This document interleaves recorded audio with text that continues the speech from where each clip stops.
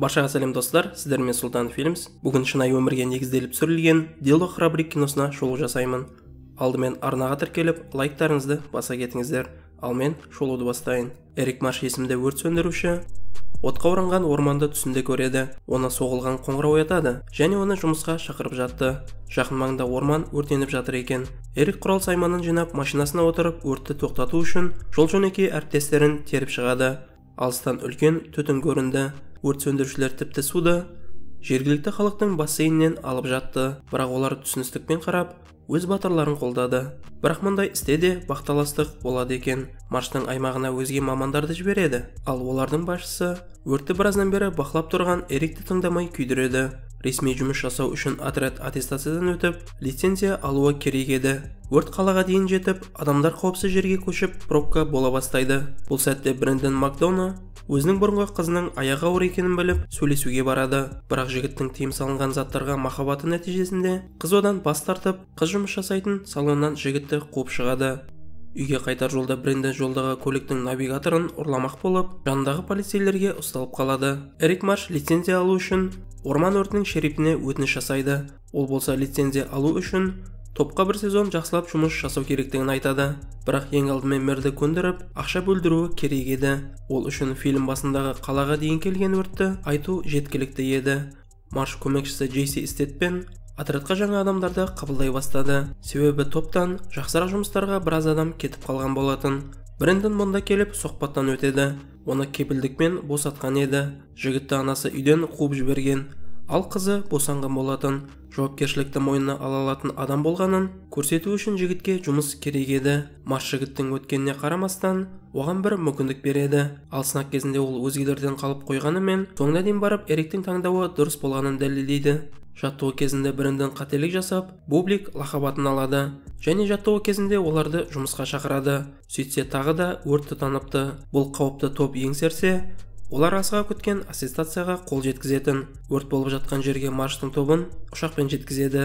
Олар өрт алдындағы ағаштарды кесіп, оның алдын бөгемек. Марш өрттің алдынан қарсы өрт жібермек ниетте болатын. Бірақ бақылаушы қарсы болып, Эрик онымен сөзге келіп қалады. Бірақ Марштың тәжірибесі мол, әрі өзі шешім қабылдап, бұл іске өзі жауап беретін болды. Топ түнді жалындаған отқа қарап отырып өткізіп, кейін өрт өткен жермен жүреді.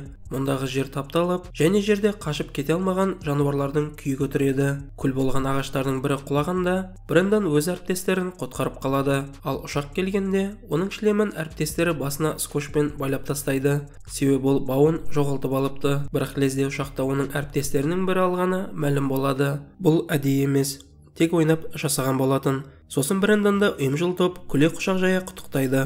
Ол сынақтан өтіп, олардың бірі болғанын атайды. Ал базаға келгенде Марш аттестация қабылдауын күтіп отырды. Бірақ бақылаушымен ұрыс қымбатқа түседі ме деген қорқыныш та бар. Эрик бұл ісін қайталайтын еді. Себебі оның арқасында тілсіз жаудың беті қайтарылған болатын. Оларға мекеменің басшысы келіп, сынақтан өткенін айтады. Олар енді кәсіби маман болатын. Тіпті өздеріне ат қойса да болатын. Олар өздерін гранитті тау мамандары деп атады. Кейін Брэндон бұрынғы қызына барып, осы уақыт бойында немен айналысқанын айтады және өз қызын ұстауға мүмкіндік алды. Кейін топ сынақтан өткендерін жуады. Мұнда барлығы отбасы балаларымен бірге жүреді. Тек жалғыз Брэндон бөтен қой болып жалғыз жүр. Ол офисте отырған Макты байқады. Ол отрядта Брэндонға көп тиісетін еді. Жігіт үйсіз қалыпты. Себебі әйелі опасыздық жасаған соң ол үйден кетіп қалған. Брэндон оның үйінде бос бөлме бар екенін айтып, Макты үйіне шақырады. Арада 9 ай өтті. Мак баяғыша әлі де Брэндонның үйінде. Ол Брэндон қызын үйге алып келгенде бақып қағуға көмектесетін. Қыздың ыстығы шығып, олар қорқып, оны Джессиге апарады. Себебі оның әйелі мейірбике болып жұмыс істейді. Брэндон бұл оқиғаны олар болған өрттерден де қорқынышты етіп сипаттап береді. Кейін оларды Солтүстік каньондағы алапат өртке жіберді. Келе салып олар су шашқан ұшақтың астына түсіп, әрең дегенде тығылып үлгереді. Кейін Брэндон өртке жақын жерде жүріп, басын соғып талып қалады.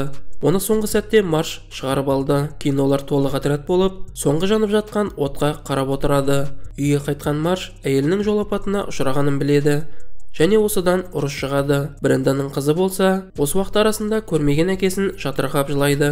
Кейін қызын ойнатып жатқан Бренданның артындағы өртті байқаймыз. Яғни олардың қаласының жанында сол гранитті тау айналасында болатын. Оларға бүкіл мемлекеттен отрядтар жібереді. Бірақ жергіліктілер осы жерде бес саусақтай білетіндіктен оларға ерекше тапсырма берілді. Олар 2000 жылдай болған ағашты қорғаулары керек еді. Олар ағаштың айналасын мұқият тазалап, қарама-қарсы от жағып жібереді.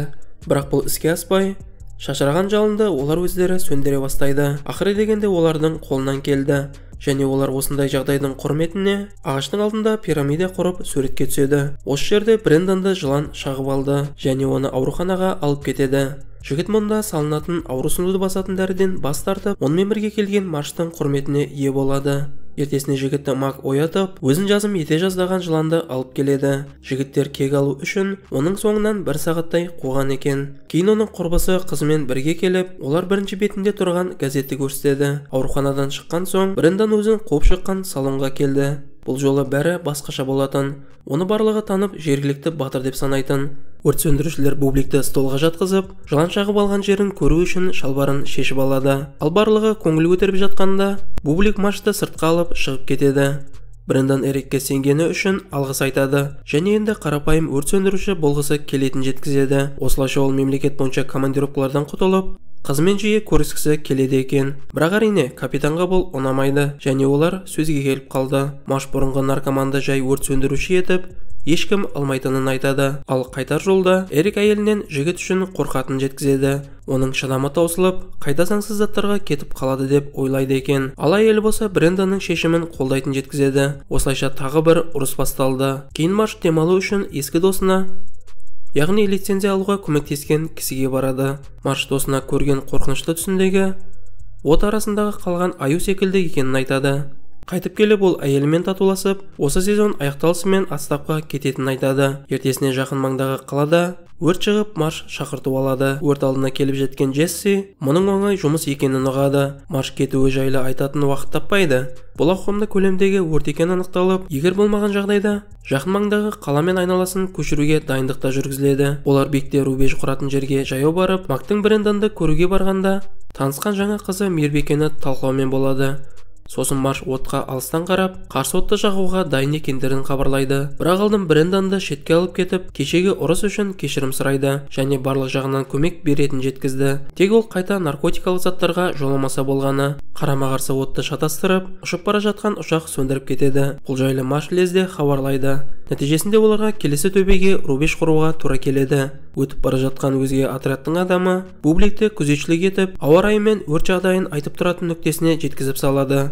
Кенет ауа райы өзгеріп, өрт күшейе түседі және Бренданға тез қоянның суретін салу керек болды. Бірақ көп ұзамай жігіт түтін арасынан қашуына тура келді. Өрт бірінші бақылау нүктесіне жетіп, гранитті тау отряды қашуға мәжбүр болады. Бренданды тастап кеткен адам келіп, алып кетеді. Өрт сөндірушілер қалаға қайтып, жол-жөнекей гранитті таудың көліктерін алып кетті. Эрик төбешікке шығып, өртті күзетеді. От лезде екінші бақылау нүктесіне жетті және өрт сөндірушілерге лагерді көшіруге тура келді. Ұшақтар мен танктер бос емес еді. Сондықтан өртті сөндіретін ешкім жоқ. Қауіптің ауқымын түсінген Марш ранчоның қасында келесі рубежді жасауға ұсыныс тастайды. Отряд ранчоға түсем дегенше Брендан қалаға жетіп алды. Ал өрт үшін бақылау нүктесіне асып, жылдам қозғалып келе жатты.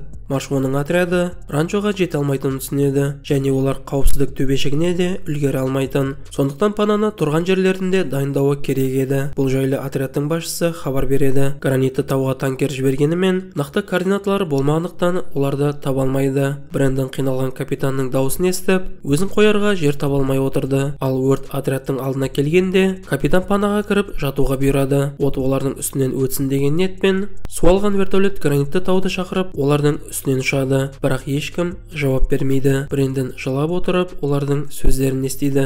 Ал сосын медиктер отырған вертолет күлдің үстінен ұшып, жерде бір нәрсе байқайды. Медик күл болған жерді басып, гранитті тау отряды жатқан жерге келеді. Бүкіл топ 19 адам үнсіз қимылсыз жатыр. Дәрігер денелер жайлы хабар береді. Олардың құрамында тірі қалған тек Брендан болатын. денелерді қаладағы мектепке алып кетеді. Брэндон да сонда аттанды. Өмірден өткендердің отбасына болған трагедиялық оқиғаны хабарлайды. Бірақ 19 адам қайтыс болып, бір адам тірі қалды дегенде, мұндағы барлық адам өздерінің туысқаны болсын деп тілейді. Ал мектепке Брэндон кіріп келгенде, барлығы үнсіз жалғыз тірі қалған Брэндон екенін түсінеді. Брэндон қазір осында барлығы өзін жек көретінін түсініп, шығып кетуден басқа амалы қалмайды. Брэндон тізерлеп тұрып, тірі қалғаны үшін өзін кінәлайды. Марштың әйелі келіп, оны қолдан келгенше жұбатады. Арадан 3 жыл өтіп, Брэндон қызын олар құтқарып қалған ағашқа алып келеді. Онда гранитті тау отрядының естеліктері бар еді. Осымен достар, киноның соңы. Достар, егер кино ұнаған болса, арнаға тіркеліп лайктарыңызды баса кетіңіздер. Келесі кездескенше.